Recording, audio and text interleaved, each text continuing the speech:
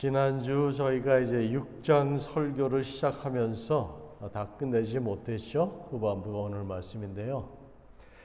이 고린도 교회 그 소송 사건이 바로 이 고린도 교회의 문제만이 아니라 바로 우리의 문제이기도 하다고 지난주에 말씀을 드렸습니다.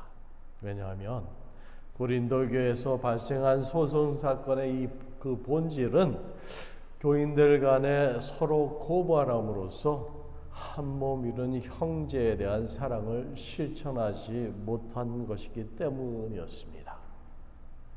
예수께서 말씀하신 그 율법의 완성은 하나님의 사랑과 형제 사랑, 곧 이웃 사랑으로부터 시작되는 것입니다. 따라서 우리가 서로 사랑하지 않으면서 주일 성수를 하고 11조를 하고 각종 헌금을 드리는 것은 종교 생활하는 것이지 하나님을 온전히 사랑하고 섬기는 것이 아닙니다. 그러기에 우리는 무엇을 하든지 간에 먼저 하나님 사랑과 이웃 사랑을 근거로 해야 합니다.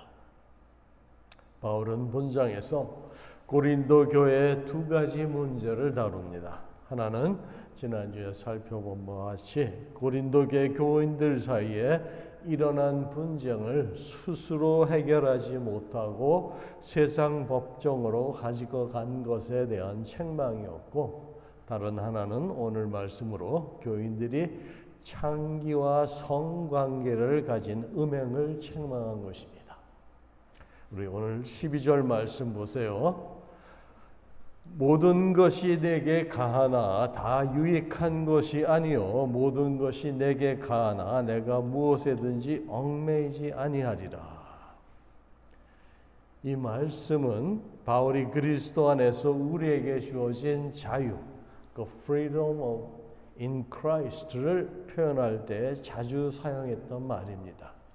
그러나 고린도 교인들은 이 말에 대하여 잘못된 편견을 가지고 있었으며 결국에는 이 자유를 그들의 방종을 정당화시키는 방편으로 삼게 되었습니다. 그러면 고린도 교인 중에서 이런 말을 하면서 음행하는 자들이 생긴 이유가 무엇일까요?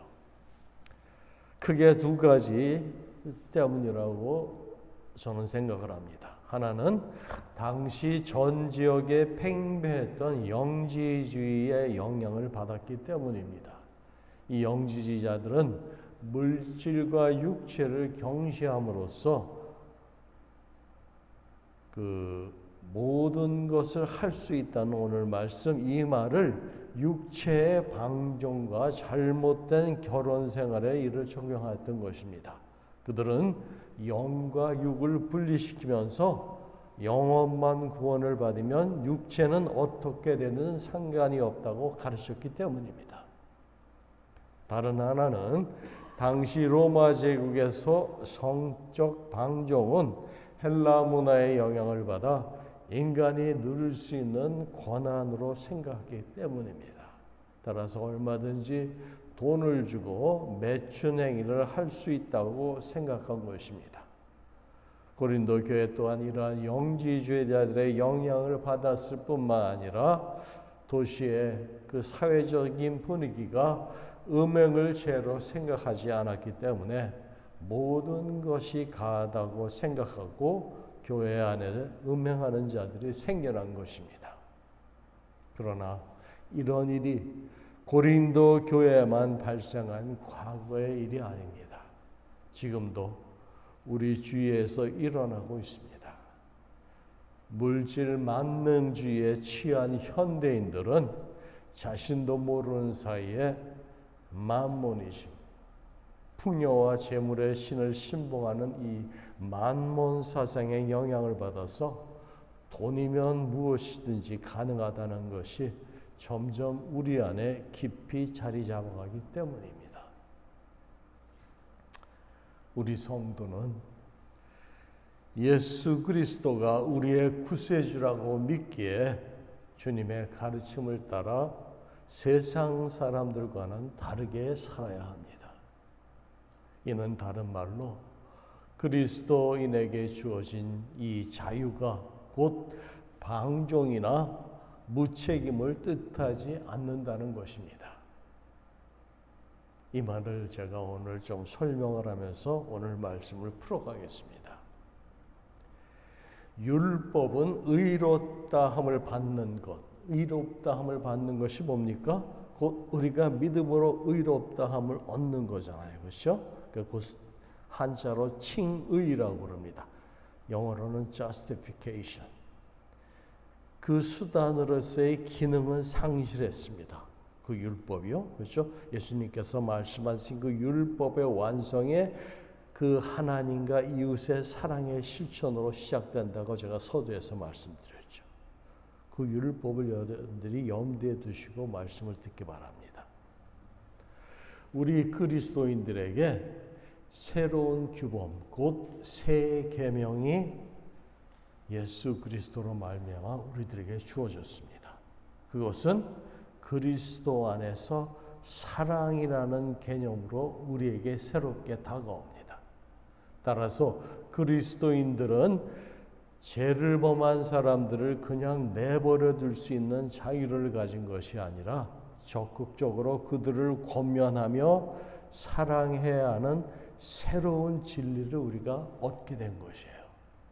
이 말은 다른 표현으로 율법에 따라 살지 아니하고 이제는 하나님의 은혜에 따라 우리가 살기에 우리는 이제 하나님의 자녀 백성으로서 덕을 세워야 하며 주신 그 자유를 통하여 진리와 사랑을 실천하면서 살아가야 된다는 거예요.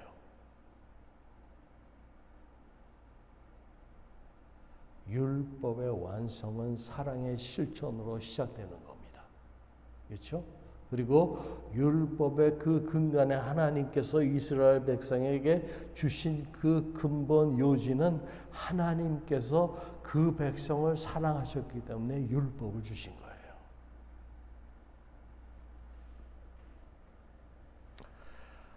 이는 그리스도인의 이 자유는 방종이 아니라 그리스도 예수 안에 있는 속량으로 말미암아 하나님의 은혜로 방종을 다스리는 자유를 우리가 얻었기 때문입니다. 바울은 이 자유를 오늘 말씀에서 모든 것이 내게 가하다는 말로 모든 것이 가하지만 유익한 것은 아니다라고 말을 합니다. 그러면서 우리는 모든 것이 내게 가하나 유익하지 않다는 이 말에 주목해야 합니다. 이 말이 무슨 뜻입니까? 우리가 예수 그리스도로 말미암아 자유를 얻었지만 이를 사용하려면 먼저 이것이 유익한지 아니한지를 판단해야 한다는 것입니다. 즉 우리가 그리스도로 말미암아 얻은 자유는 무제한의 자유가 아니라 제한된 자유라는 것입니다. 왜 그렇습니까? 이는 우리의 자유를 얻은 이유를 살펴보면 알 수 있습니다. 요한복음 8장 32절은 너희가 진리를 알지니 진리가 너희를 자유케 하리라 말씀하십니다. 이는 즉 우리가 하나님의 은혜로 그분을 알고 믿음으로 그분 안에 속했기 때문이라는 것입니다. 따라서 예수 그리스도를 떠나는 순간 진정한 자유는 없는 것입니다. 오직 그리스도 안에서만 참 자유를 누릴 수 있는 것입니다. 따라서 주님의 말씀을 벗어난 행동은 그 어느 것이든 간에 결코 유익한 것이 아니라는 거예요. 우리 그리스도인들에게는. 그래서 13절에서 왜 음행을 범하지 말아야 하는지 구체적인 이유를 말합니다. 이는 우리의 몸이 음행이 아니라 주님을 위해 있기 때문입니다. 그것이 13절 말씀 보세요. 오늘 말씀 음식은 배를 위하여 있고 배는 음식을 위하여 있으나 하나님은 이것저것을 다 폐하시리라. 몸은 음란을 위하여 있지 않고 오직 주를 위하여 있으며 주는 몸을 위하여 계시느니라. 여기서 음식은 배를 위하여 있고 배는 음식을 위하여 있으나라는 것도 앞에서 언급한 내게 모든 것이 가하다라는 말처럼 같은 상통하는 말입니다. 먹는 것은 육체의 본능이기 때문에 앞에 구절과 같이 모든 것을 먹을 수 있다는 뜻으로 자유롭게, 그렇죠? 이 말을 하고 있습니다. 다시 말해서 우상에 바친 음식이라 할지라도 몸을 위하여 또는 식욕의 본능을 채우기 위하여 믿음으로 먹을 수 있다는 거예요. 그 당시에 예수 그리스도를 믿는 사람들에게 다시 말해서 우상의 제물을 먹느냐 먹지 말아야 되느냐는 논쟁이 있었잖아요. 근데 사도 바울이 뭐라 그랬습니까? 우상은 아무것도 아니다. 그 존재 자체를 신이라는 그러한 이방신으로 생각지 아니한다면 너희들 믿음으로 자유롭게 우상의 제물도 먹을 수 있지만 그것을 우상을 신으로 믿는 믿음이 약한 자들 때문에 내가 그들을 위해서 먹지 아니하노라고 얘기를 했습니다. 그렇죠? 이 말은 그리스도의 그 믿음으로 우리가 자유를 얻었지만 우상의 제물을 먹을 수 있는 그 자유를 얻었지만 내 형제를 사랑하는 마음 때문에 내가 제물을 먹는 걸 삼가하겠다는 거예요. 다시 말해서 율법을 오복함에서 형제의 그 사랑이 더 크기 때문에 더 귀하기 때문에 내가 율법대로 그렇게 행한다는 거예요. 바로 예수님이 말씀하신 게 율법의 완성을 이룬다는 것이 바로 하나님의 사랑, 형제를 사랑하는 데서 율법의 완성을 이룬다는 그 말씀이에요. 그게 바로 사도 바울의 우상제물에 대한 그의 믿음이고 율법을 해석하면서 예수 그리스도의 우리에게 주어진 그 자유를 그렇게 표현해서 설명하고 있는 겁니다.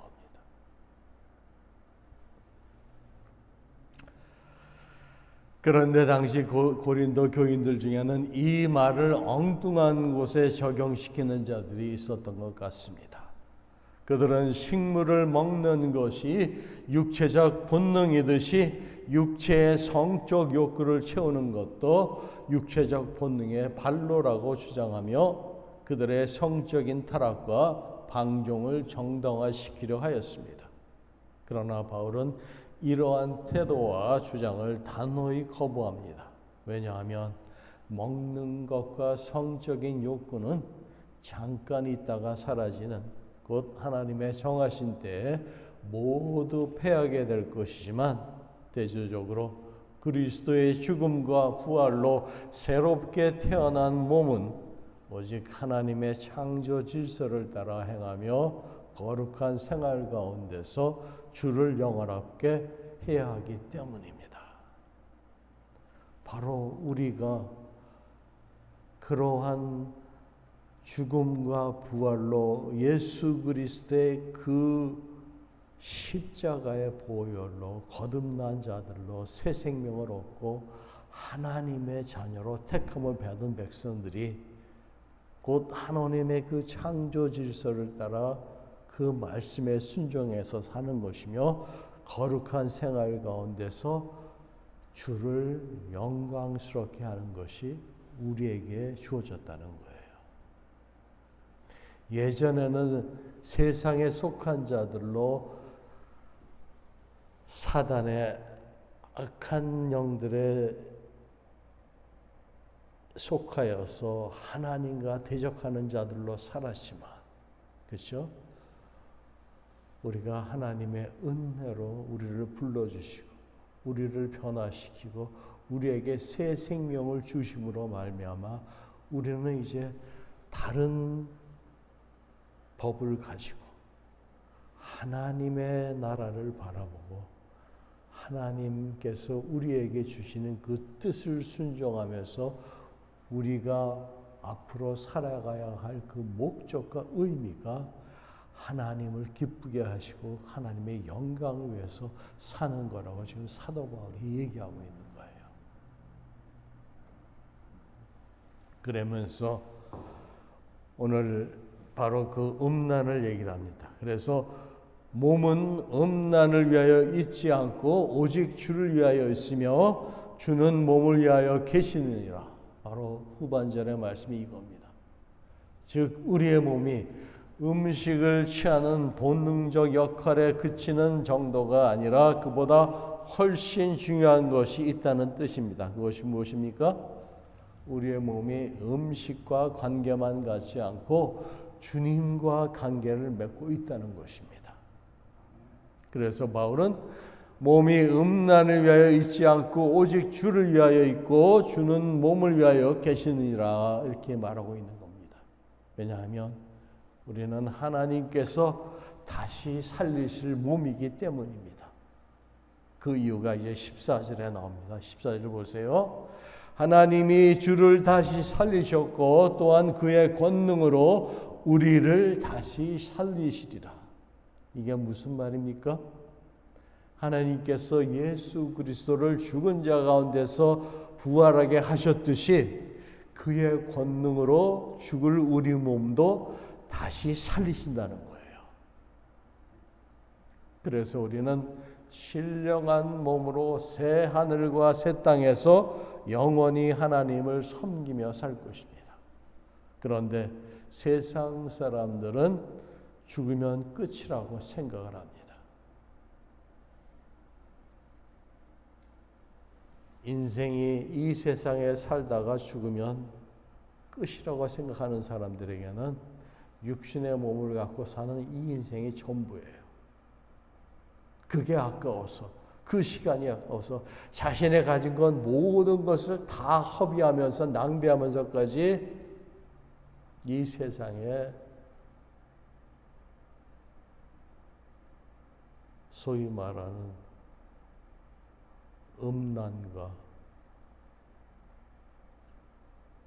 오락과 유흥과 세상 것들로 자랑을 통해서 자기들이 취할 수 있는 모든 쾌락을 누리면서 살려고 하는 게 바로 그 인간의 그 죄성이라는 거예요. 없는 사람들은 그나마 엄두조차하지 못나지만 돈과 권력을 가진 사람들은, 있는 사람들은 자기들의 소유를 다 동원해서라도 그렇게 살려고 하는 것이 바로 인간의 죄성이라는 겁니다.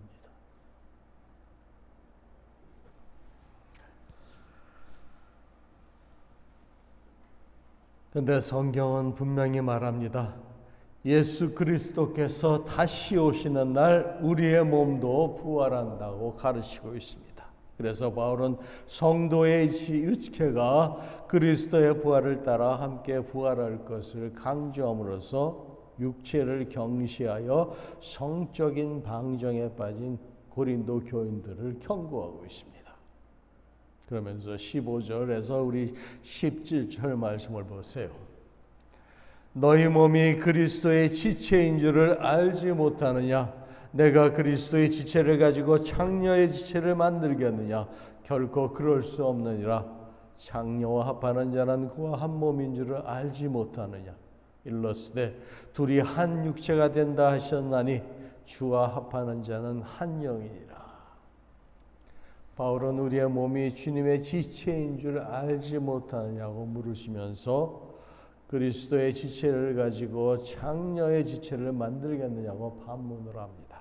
그리고 창녀의 지체는 그 원리가 남녀의 결혼에 빗대어서 설명을 하면서 둘이 한 육체가 된다 하셨나니 이것은 바로 창세기 2장 24절 말씀으로 이러므로 남자가 부모를 떠나 그의 아내와 합하여 둘이 한 몸을 이룰지로다 이 말씀을 인용한 것으로서 남자와 여자가 가정을 만드는 그러한 과정에서 성적인 결합을 설명한 것입니다.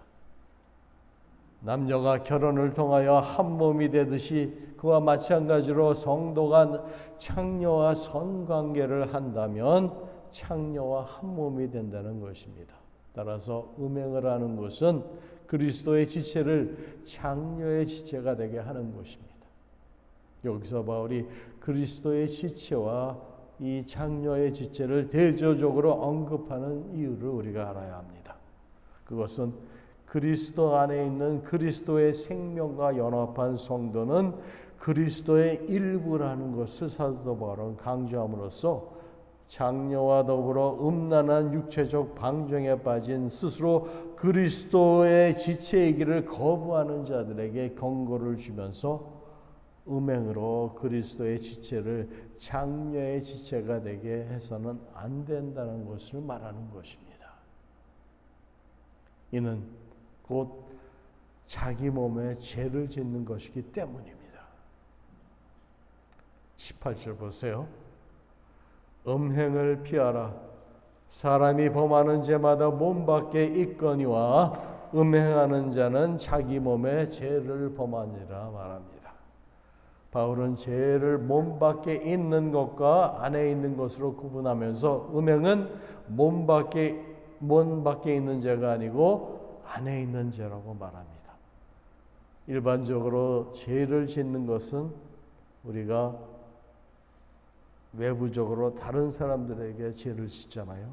근데 음행은 자신의 몸에 짓는 것이기 때문에 자기 몸에 직접 죄를 짓는 것은 가장 어리석은 그러한 짓이기 때문에 하지 말아야 한다는 것입니다. 이는 음행이 단순히 자신의 육체에 행하는 자해인 것 이상으로 인간의 전 인격을 손상시키는 치명적인 결과를 가져온다는 것을 시사하는 말입니다. 자기 자신에게 죄를 짓는다는 그 말이 일반적으로 죄는 그 헬라어 하마르티아라는 단어를 사용하지만 본절에서는 바울이 이 죄를 하마르테마를 사용해서 이는 죄의 그 행위 자체보다는 그 죄로 인하여 초래될 결과, 즉 인간의 생명작용, 곧 삶의 모든 것까지도 악화시키고 타락시키는 내적 죄의 속성을 말하고 있습니다. 육체적으로 죄를 범함으로써 그러오는 그 내적인 인격의 변화를 얘기하는 거예요. 인간성의 변화. 그래서 이 말을 사도 바울이 이렇게 설명을 합니다. 주와 합하는 자는 한 영이라.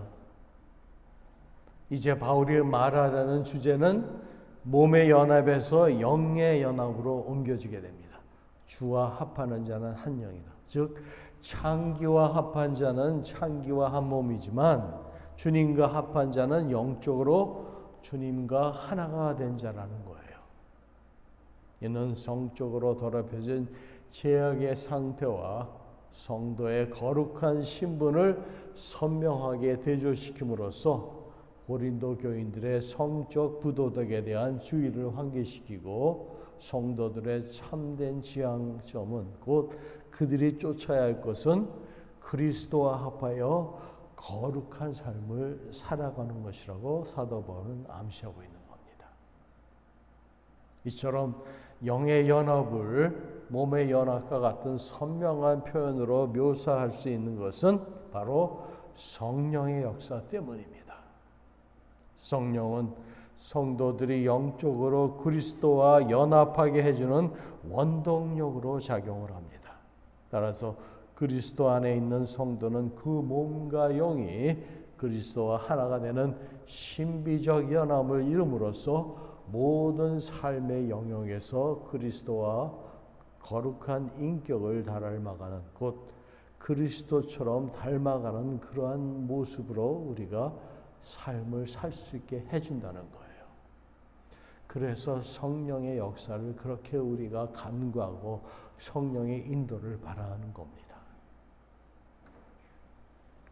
이제 19절이 이를 잘 설명해 줍니다. 우리 19절 보세요. 너의 몸은 너희가 하나님께로부터 받은 바 너희 가운데 계신 성령의 전인 줄을 알지 못하느냐.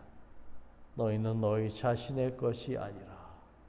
바로 여기서 이 성령의 전인 것을 사도 바울이 얘기합니다. 바울은 우리 몸이 하나님께로부터 받은 성령의 전이라고 말합니다. 그는 본서 3장 16절에서도 너희는 너희가 하나님의 성전인 것과 하나님의 성령이 너희 안에 계시는 것을 알지 못하느냐 이 말씀에서 너희라는 복수 형태를 사용하여서 교회 공동체가 하나님의 성전이라는 것과 그 공동체 속에 성령이 거하신다는 것을 언급한 바 있습니다. 그러나 오늘 말씀에서는 몸을 단수로 사용함으로써 성도 개개인이 각각 하나님의 성전이라는 것과 개인의 인격 속에 성령이 거하신다는 것을 지금 강조하고 있습니다. 따라서 하나님의 성전으로서 각 개인의 그리스도인들은 거룩한 하나님의 전에 적합하지 않은 행위들을 삼가해야 한다는 거예요. 이것은 비단 음행이라고 칭하는 것들뿐만 아니라 삶의 모든 부분에 있어서 적합하지 않은 행동은 절제되어야 한다는 뜻입니다. 왜냐하면 그리스도인은 자신의 모든 인격을 포함해서 자신의 몸을 성령에 거하시는 거룩한 솥으로 생각해야 하기 때문입니다. 그러므로 너희는 너희 자신의 것이 아니라 값으로 산 것이 되었으니 그런즉 너희 몸으로 하나님께 영광을 돌리라고 사도 바울이 말합니다. 바울은 우리의 몸이 성령이 거하시는 성전이므로 우리의 것이 아니라고 말하며 우리의 몸으로 하나님께 영광을 돌리라고 권면하면서 그 이유를 설명을 합니다. 그것이 너희는 값으로 산 것이 되었으니 그런즉 너희 몸으로 하나님께 영광을 돌리라. 바로 여기서 값으로 산 것이 되었으니 이 말이 무슨 의미입니까? 이 말은 바울이 갈보리 십자가에서 죄의 노예가 된 인간을 위하여 죽으셨던 그리스도의 대속적인 죽음을 염두에 두고 한 말입니다. 그리스도는 죽음이라는 고귀한 값을 치르고 우리 죄인들에게 죄의 노예에서 자유를 허락하셨습니다. 주께서 우리를 위하여 십자가에 죽으심으로 핏값으로 우리를 사셨다는 겁니다. 하나님께서 우리를 핏값으로 사셨기 때문에 우리의 주인이 되시고 우리는 하나님께 속한 자들이 되는 것입니다. 하나님이 주인 되시고 우리는 하나님의 종이 된 것이라는 그 의미는 바울이 서신서 여러 곳에서 자주 말하고 있는 이 종은 노예라는 뜻입니다. 노예는 오직 주인을 위해서 존재합니다. 그래서 주께서 핏값으로 사신 몸으로 음행을 하는 것은 주인의 뜻에 어긋나는 것이기 때문에 그 말에 불순종하는 것이고 그전에는 우리가 우리 몸의 주인인 양 마음대로 죄를 지었지만 이제는 주인이 바뀌었기 때문에 주인의 뜻대로 살아가야 한다는 거예요. 따라서 구속받은 하나님의 백성은 이제 그리스도의 소유물로서 그 속에서 진정한 자유를 누리며 주님의 뜻대로 하나님께 영광을 돌리는 삶을 추구해야 한다는 겁니다. 예수 그리스도께서 당신의 그 보혈을 흘리셔서 사랑하시기에 우리를 값을 치르고 사셨어요. 이제 예수 그리스도에 속한 자들로 그분의 말씀에 따르는 것이 당연한 거 아닙니까? 그렇죠? 우리에게 당부하시고 명령하실 것이 무엇입니까? 그걸 여러분들 늘 염두에 두시고 우리가 그분의 말씀을 듣고 말씀을 상기하면서 우리의 삶 속에 그 말씀을 적용해서 살아가는 것이 바로 하나님의 영광을 드러내는 거라는 거예요.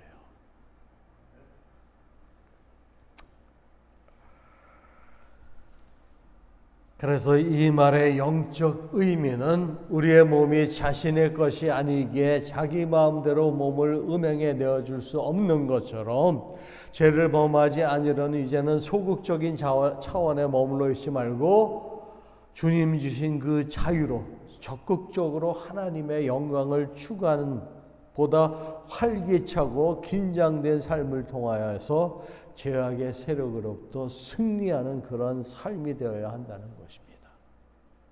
특히 바울은 몸이라는 이 단어를 육체적인 것뿐만이 아니라 인간의 전인격적인 모든 것을 포함하는 용어로 사용함으로써 우리의 전인격적 모든 삶이 하나님의 영광을 추구해야 함을 강조하고 있습니다.